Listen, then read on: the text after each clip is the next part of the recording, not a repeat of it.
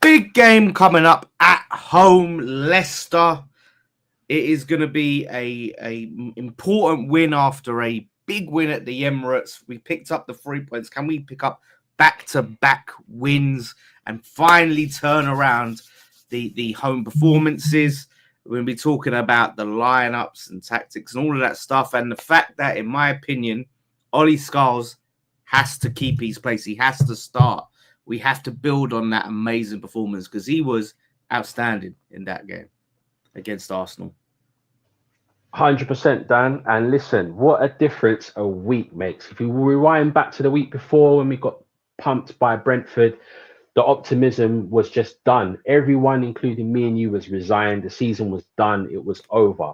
But then going to the Emirates and putting in the performance we did, it just gave us the spark we need. And hasn't it been fantastic listening to all of the Arsenal fans gloating? It's been excellent. I've loved it. I've loved the last 72 hours, man. It's been so funny from both perspectives, our fan base, their fan base. You know, a lot of humbling has been going on. And like you said, the whole aim is Thursday, getting back-to-back wins, which I think, would it be the first time we've done it this season? It damn sure feels like it because I cannot recall a single time we've got back-to-back wins this season. If someone wants Absolutely. to correct us in the chat, please tell me because I can't recall it. And yet, a lot of the Arsenal fans are being little crybabies as usual. Oh, could have fouled Miles. It was a foul on Miles. Shut up, you little bitches. We deserve to win that. Yeah, Clearly, like we was, and going into it, I said on here, I've said on AFTV, I've said on other channels, play the five at the back, go back to that, sit in deep, be hard to break down, hit him on the counter because Arsenal struggled to break teams down when they had their strongest attack.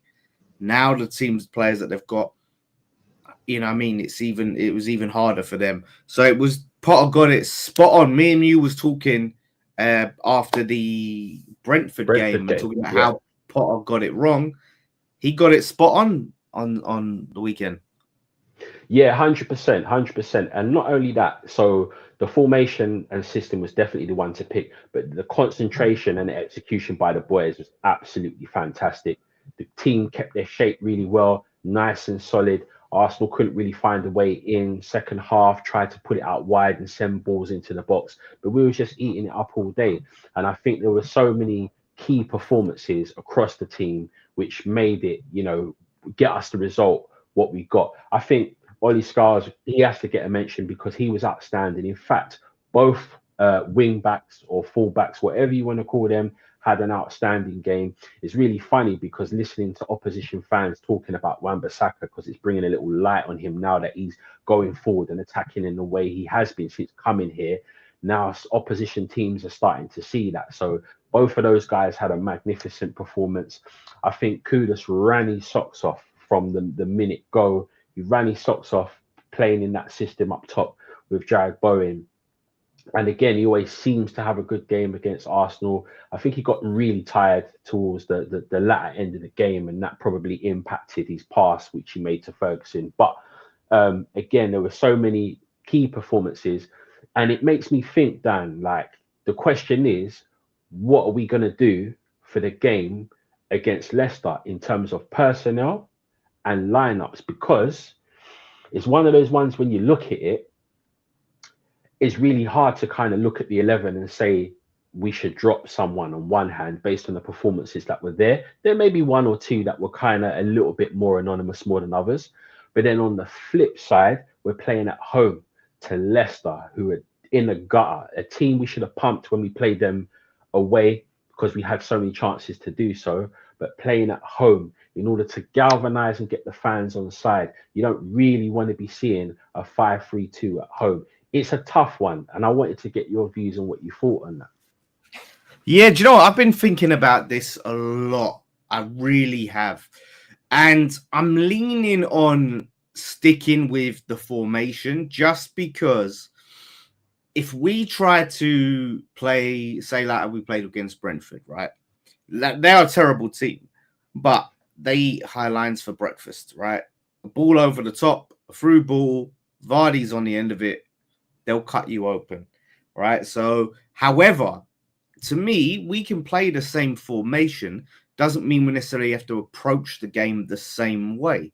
Do you know what I mean? Like, we don't necessarily have to sit deep, be compact, focus on keeping our shape and picking our spots. We can control the game a little bit more, try and press more and cause them problems whilst having that same formation and letting the wing backs focus more on getting higher up the pitch. It just means we've got that little bit of cover with the three. So that's how I would do it, because our home form has been dreadful. It really has. And I don't want to take anything for granted. This is a very important game to win and try and get that home win. And yeah, I'm not taking Leicester for granted. So yeah, I would, looking at all of it, I would keep it the same. And just like I said, just try and control the game or try and press high, a little bit higher up the pitch, but having that cover at the back. Yeah, you're spot on. I'm going to have to say I agree, because effectively, if you look at the Arsenal game, people saying it's 5 at the back or 3 at the back. When we're not in possession, it's a 5. Do you know what I mean? A 5-3-2. In possession, it's a 3-5-2. So it's pretty fluid in shape. I think playing at home, if we stick to the same personnel and same system, it's more going to revert to looking like a 3 with a 5 in the middle, with the fullbacks more acting as offensive wingers for this game and supplying the front line. I like the idea of having the 2 up top as well, because I just think it creates a lot of options in pulling the opposition's defence around a bit more. And where I'm not keen on Bowen generally being sort of that man that leads the line, when he's in company with when he's got someone alongside him, it's a little bit different. So it's interesting, and I guess Ferguson will be pushing for a start as well. That's another option that we yeah, definitely. It'll be good to have. Do you know what? Like this, you've done the previews. When we do it live, it's not as heavy on reading the comments. But I read them, but in terms of reading them out and responding, because we get in a flow. But I want to read this from Steve, because it ties into what we're talking about, and it annoys me. So Steve, I didn't know this, I didn't hear this, but Steve says that perhaps Stephen Warnock was saying on Sky, what was the point of getting rid of Moyes? As Potter set up the same, these jokers are priceless. And that, it winds me up, because as West Ham fans, and I feel confident I can speak for most fans, right? And Brian, you can back me up if you agree. But the problem with Moyes' ball wasn't that we don't ever want to see us set up defensively. It's that there's a time and a place. Is if we're playing like flipping Luton at home, we don't want to be parking the bus, giving up possession, sitting deep. Like, you go to Arsenal away, yeah, like, do what you need to do. When we beat Arsenal away last season under Moyes, and we were fighting for our lives and conceding chance after chance. Listen, we was on the ropes a lot more under Moyes. No one was complaining. The problem is it's the same every single game. That is the problem. And these clowns have no idea. They're just very lazy in their analysis, lazy in their approach. They do not understand the football fans. You just look at surface level, and that Stephen Warnock, he's obviously a complete idiot, like who hasn't got a clue. But yeah, back me up if you agree, bro. 100%, man. You took the words out of my mouth. It's lazy. That's exactly what it is. And I'm actually getting tired of, people bringing Moyes back into the fold. Moyes is done. That's the past. It's history. Wish him, thank you for everything what he's done for the club. But we've moved on. He's moved on. So it's just kind of lazy as far as I'm concerned, bringing it back. Yes, it was a defensive performance, but it was a tactical performance that worked in our favour. And both teams and both opposition fans, our fans and their fans will agree that the right team won, because I can't remember a time playing Arsenal where after 90 minutes they've only actually had 2 shots on target, despite having 22 shots on target. I couldn't tell you the last time that's happened. We didn't ride our luck in that game. No. Like last season at the Emirates when we won, we rode our luck massively. There was no point where we was really they had a couple of chances, like the Ben White that went wide or something like that, but that wasn't us riding our luck. It was just poor, like, and maybe Arrow could have saved it, but we limited them to in terms of them chances, having to take shots. You look how many shots versus shots on target, limited them to shots from outside the box. Just have a go because we can't break them down. That's the difference. And these people, whether we win, whether we lose, should have kept Moyes. Should have kept Moyes. And it's boring. It's old. It's tired. He's at a new club. We've got Potter, and we're going in a different direction. And the fact is, we're seeing young players get a chance. Like Ollie Scarles, as you mentioned, got to come in and completely bossed it, pocketed Wanyeri. The amount of interceptions, like he's reading of the game, I will put up there against Declan Rice's in terms of how we can read the game. It honestly, like, and people were saying, like, what makes you think he's not just going to be another Reece Oxford who pocketed Ozil at the Emirates and we had that great game? We've seen multiple performances from Scarles now. We've seen consistency in how he performs. And hopefully, I think Reece Oxford had some promise, but there was definitely the wrong voices in his ears. You know, I think that hurt him. And he could have had a different career. But like I said, from Scarles, seems like he's got good head on his shoulders. His family are West Ham. And we've seen consistent performance. So I'm confident that he can cement his place, you know, and make it. Whether he goes on to be the Declan Rice level, we'll see. For me, he's definitely ready. I've been calling it out from the last game, really. I feel he was due a start. There's a combination of things for me. One, his performances have been consistent. Two, as you said, he's level-headed, which is really good when you've got like a level-headed, a wise head on young shoulders. Third thing for me is Emerson's kind of on the way down. He's someone that served us well. He's done really well for us over the last few years since he signed for us. But I've noticed specifically this season, there has been a decline in his performance, particularly out of possession, where he's getting caught out quite a lot. What Scarles does brings energy. So again, in our team that's really old, it's very evident and visible to see with the eye test that when he's playing, he's someone that is bringing energy to the back line and also in offensive moments. So for me, he has to play. And going into the Leicester game, one of my fears is if, say, for example, we do switch to a back four, I think the two people's positions that would be potentially called into question, ironically, would be his and bringing in Emerson. And I think probably, I was going to say Souček, but I actually think it would probably be Alvarez, if the system were to change. It's not necessarily what I would do, but and that's why, like we were saying before, I would personally prefer for the system and the personnel to say the same. I kind of had with like the last game, it was a real tough one, sort of trying to predict the lineup as well, because Souček is probably someone that you could easily say not to play. But what my fear was, say, like against Arsenal, is their attacking threat from set pieces. So Souček obviously does a job in both boxes. And with the game we just had as well, outside of the goal and a few pop shots, I mean, he had the two, I guess, more clearer chances that we managed to produce during that game. Other than that, he was quite anonymous. So there is an argument to say that if you do change system, drop him out, maybe bring in Ferguson, already it looks a bit more attacking. But again, you raised a good point about watching Leicester on the break, because they're going to be looking for that over the top ball. They're going to play us in the way that they played Arsenal a couple of weeks ago. They're going to be looking to keep it nice and tight, get the fans frustrated, and make it really difficult for us to break down. And that's probably why I wouldn't start Ferguson. I'd probably, you want to kind of have a plan A and a plan B sort of thing, just in case. If you throw all your eggs in one basket and nothing's working, we ain't got much left to kind of come off the bench. Yeah, that's it. That's why we're going to have to make sure we move that ball quickly and decisively, which we didn't do against Brentford.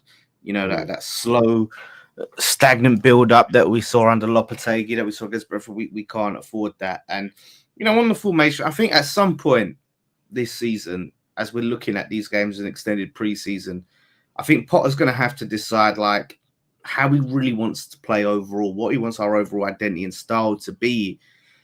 and kind of stick to it for a while, even though it may cost us in games, but get these players used to playing in that way. So I don't know what his long-term plan is and what his vision is for the setup, the formation, and all of that. I like the back three, back five. Like, I think Wan-Bissaka has been excellent. I think he's really benefiting from it, and there are some players that are really benefiting from it. But he's going to have to think, okay, I've got a transfer window coming up. You know, I can get these profiles, but if he picks out, of course, it's always good to have a plan B. So if the back five is the plan B or it's the plan A, I think he's got to decide that and then really try and mainly focus on the plan A and get the team, you know what I mean, bedded in for that. The two interesting things for me, Dan, you know, is like, one is when Somerville comes back and he's fit, how does he fit into these kind of permutations and shapes? I know against Villa, he kind of played on that left wing back, didn't he? So maybe that would be the space. I think he played on the right, didn't he? Did he play on the right? Yeah, he played ahead of which was interesting. Right. Yeah, I mean, I remember that because I was like, wow, he's on the right. Like, what the hell? Exactly. So that's one thing that I think is going to be interesting when he comes back to play, because it does create options, but I'd like to see what the manager's thinking from that point of view. Second thing I've kind of said for a while, with us, right, I don't think when we have all our players fit and we play the best 11 individuals on paper, I don't think that's the way to go, because I don't think we're necessarily a good team when we've got all of our players. So say in this instance, Paqueta wasn't around, he wasn't playing, that may have gave Mohamed Kudus a spark to be like, you know what, I need to be the talisman for this kind of game. I sometimes think when we've got everyone, it's a bit clunky, and also it looks like square pegs in round holes sometimes. And I think we need to, as you said, work on whatever the identity is going to be, but more importantly, what the personnel is going to be that makes the team gel and click together really well. Yeah, no, 100%. I mean, there's a lot of people that I think ain't going to be here next season. So that's going to be something to factor in.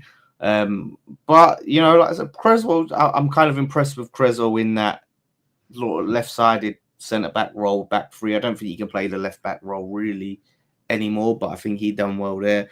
Alvarez has come under a lot of criticism. I think he played very well. I think, John, I can't fault a player against Arsenal, but it was good to see them sort of performances, and I hope that gives the team confidence going into this game.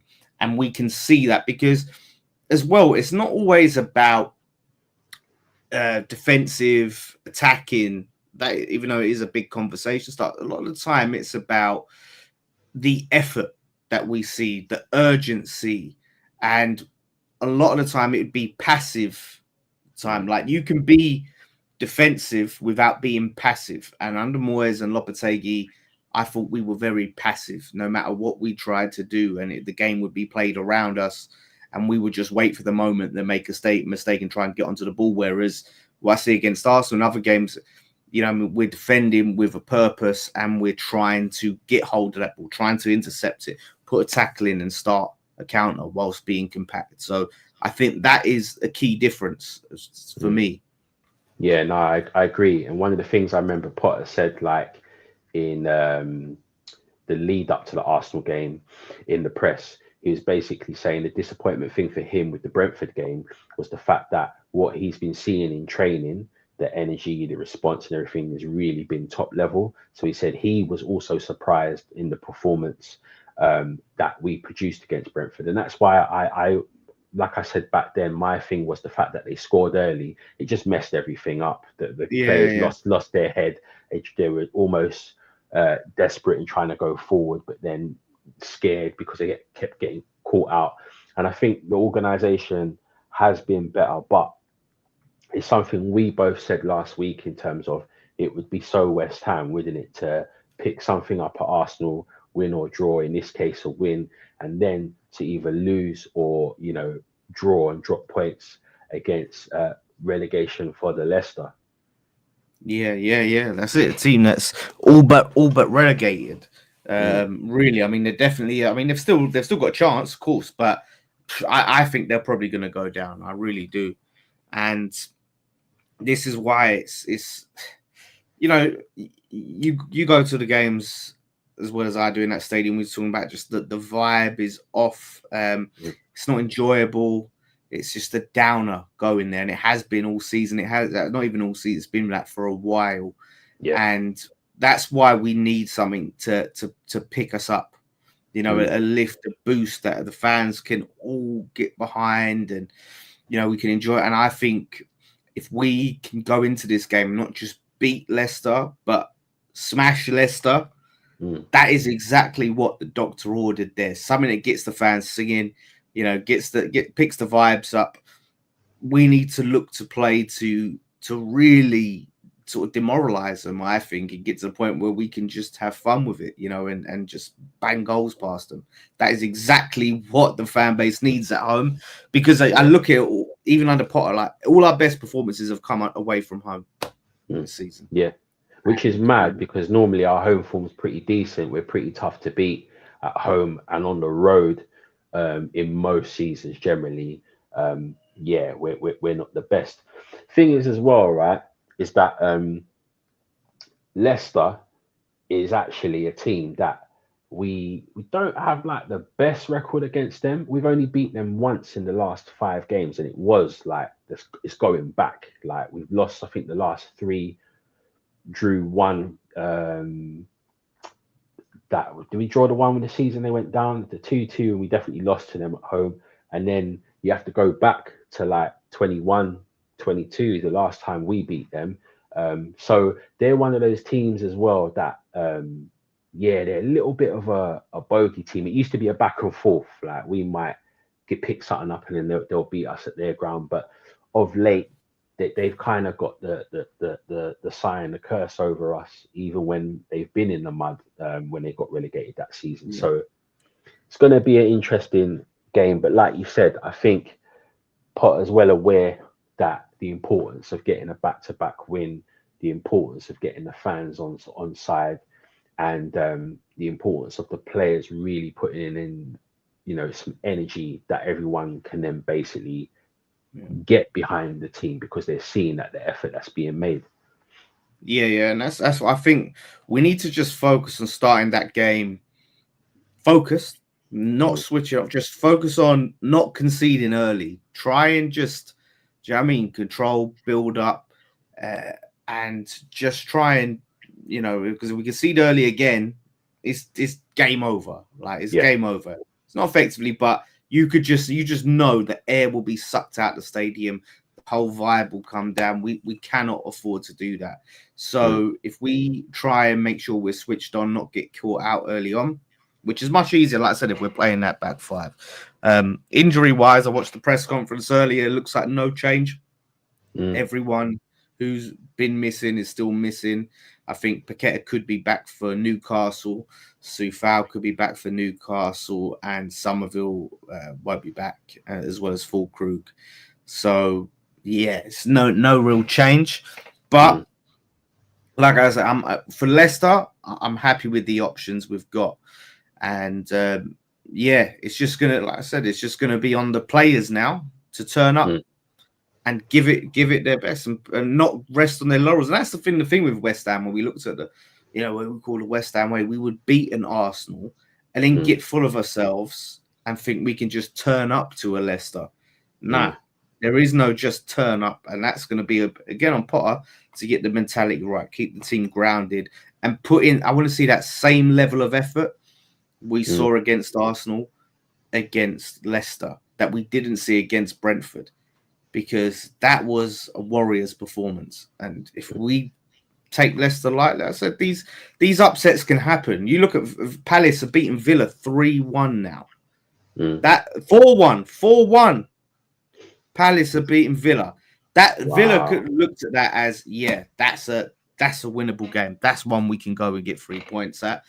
Rocked up and they're getting slapped 4-1 to Villa, to Palace. I mean, Villa, they've had like a funny season, man. Their home form has kind of kept them in the mix, but they're around ninth.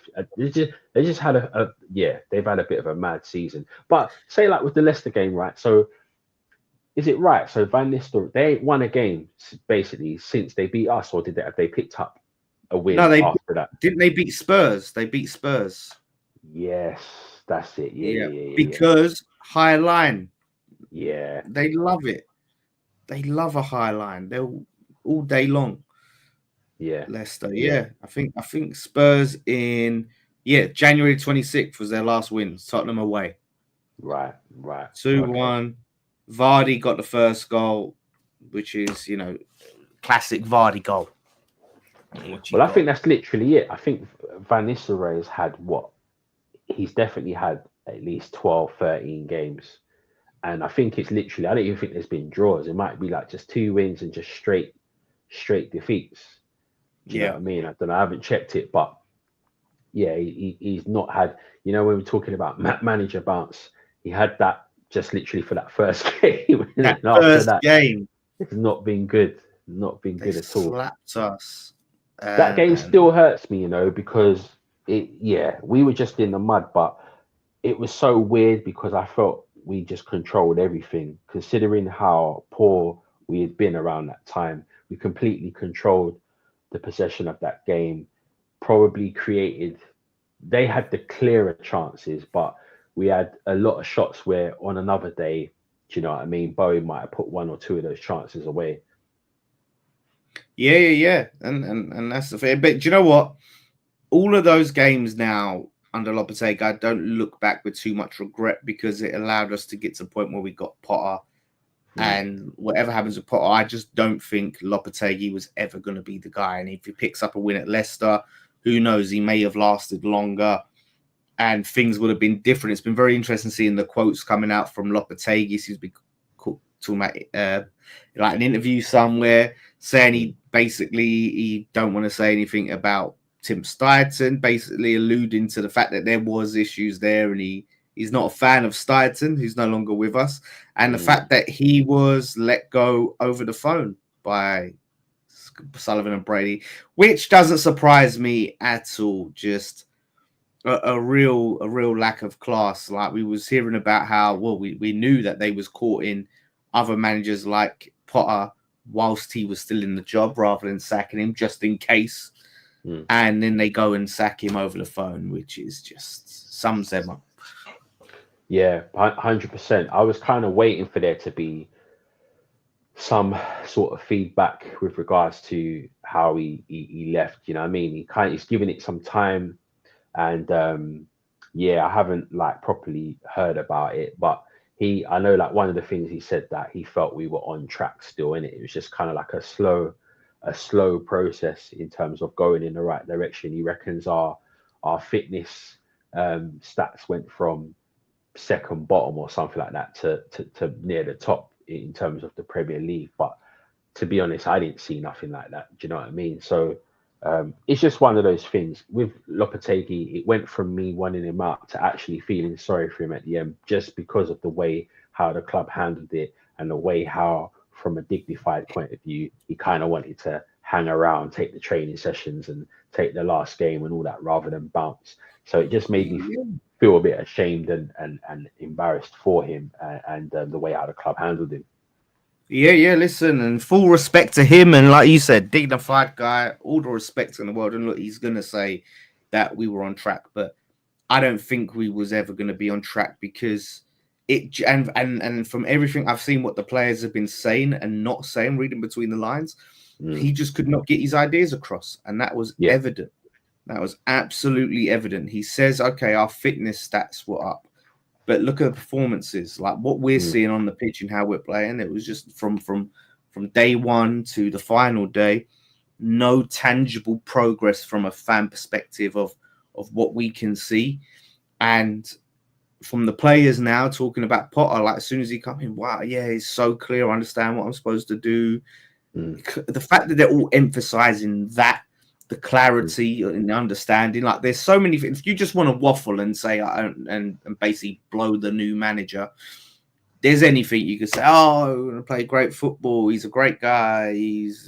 They're all focusing on how they're clearly able to understand these instructions, which sort of suggests that they wasn't under Lopetegui. So if they wasn't, great, you can get your fitness stats up. Maybe you should have been the fitness coach, but Yeah. that wouldn't translate to success on the pitch necessarily. Yeah, no, definitely. I guess like one guy saying in the chat, man, he was just the wrong man, basically. And it's one of those ones I think a lot of us felt it just didn't feel right from the jump. We all backed it, just the fact that it was a change in manager, a change in personnel, and we were hoping for a different move in direction. The transfer window all seemed good at the time, but again, yeah, poor communication, not getting his message across, not delivering. Yeah, just wasn't the right man.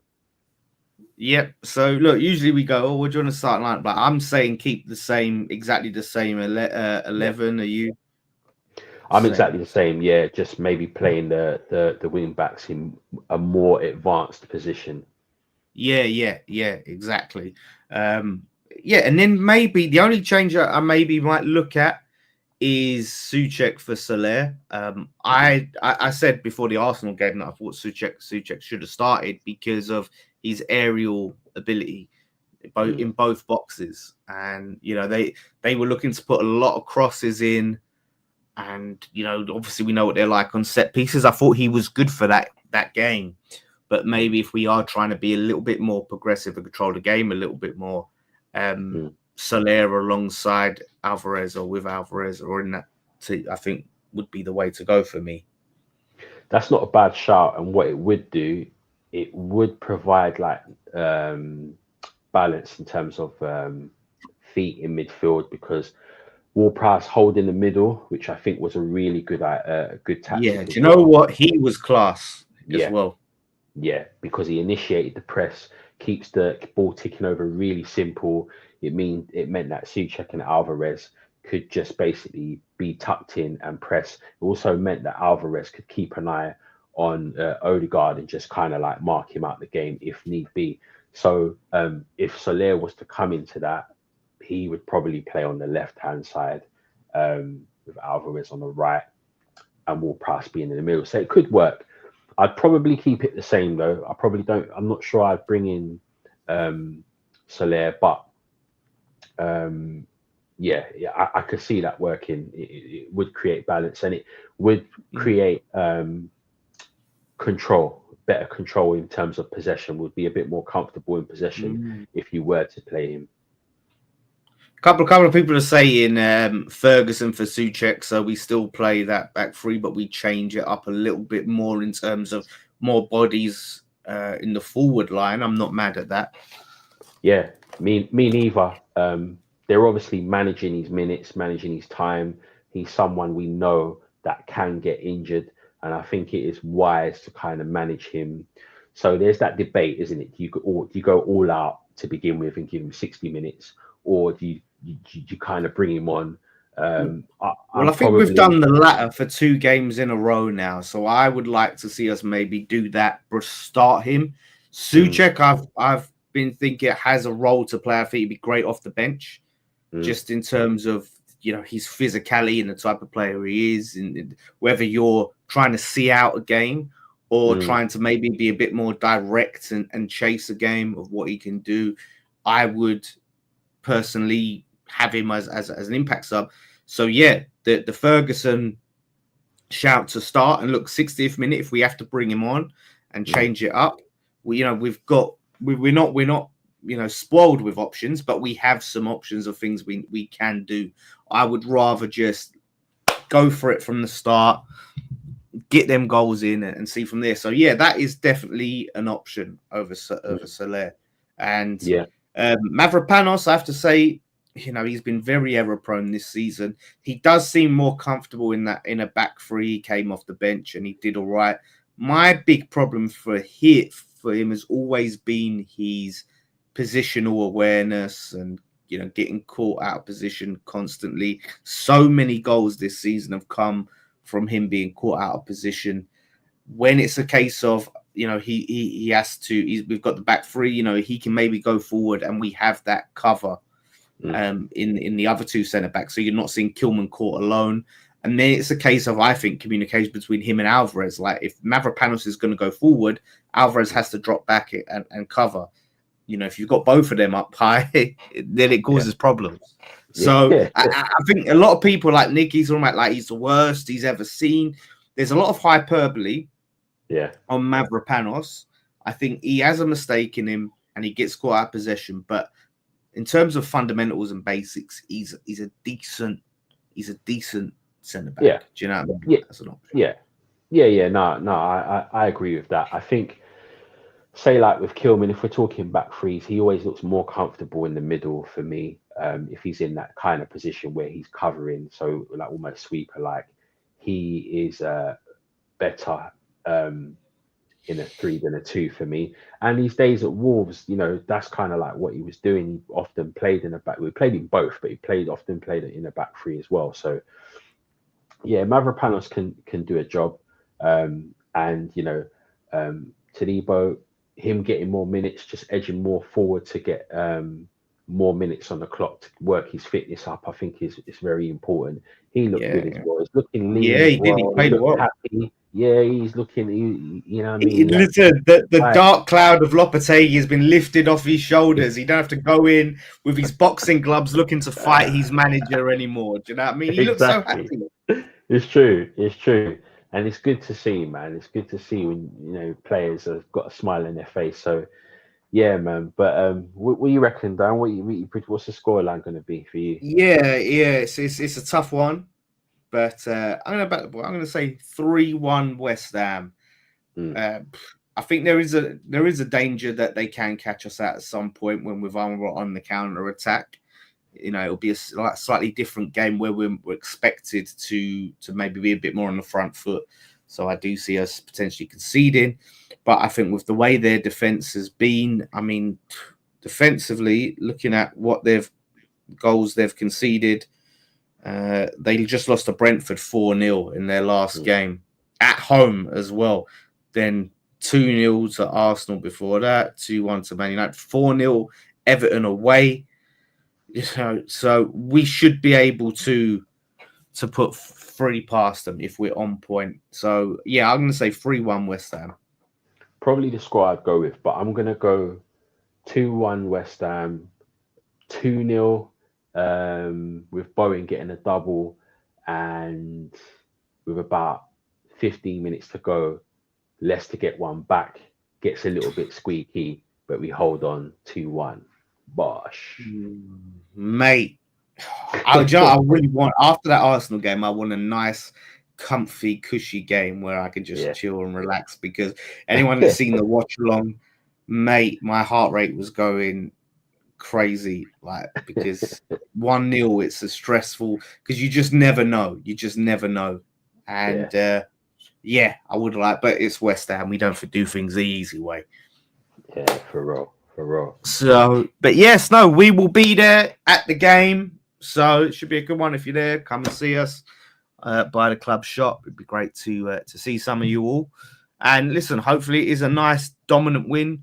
And then after that, you know, we've got a little bit of a break, because we don't play until not the next Monday, the Monday after. So it's a little bit about like 12 off the top of my 12 days. So hopefully the players can rest, recover. We get some other players. Newcastle at home is going to be a very, very tough game. So listen, let's hope for a big home performance, and we can actually enjoy a home game. So Brian, thank you so much for coming on, mate. It's been a pleasure. No worries, man. Scott's busy, so but he will be at the game. So yes, thank you all for watching. One thing left to say: come on, you Irons.